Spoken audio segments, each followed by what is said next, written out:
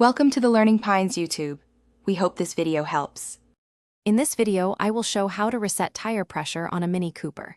Begin by turning the ignition to accessory mode so the dash lights are on.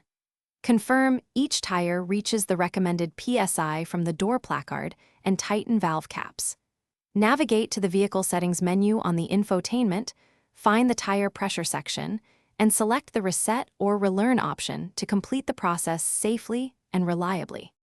First, park on level ground and verify tires are cold for accurate PSI readings.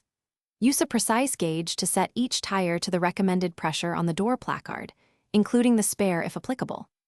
After inflating, go to the tire pressure settings in the car menu and start the Reset or Relearn process.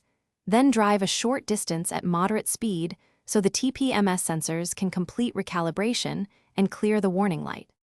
If you're finding this helpful, please subscribe and like so I can keep sharing useful Mini Cooper tips. Quick recommendation: these leak-proof containers make meal prep easy and keep lunches tidy during trips, which is perfect when you're on the go checking tire pressures. They stack neatly in the boot and save cleanup time. Check the description for the product link and other deals, and now let's get back to the video. If the tire pressure warning persists, remeasure all tires and repeat the reset process after a brief drive. Persistent incorrect readings on one wheel often indicate a faulty sensor that needs replacement, especially if sensors are older or show physical damage.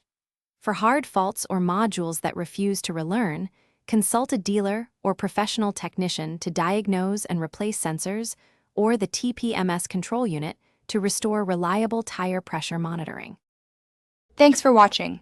Consider subscribing if we helped you.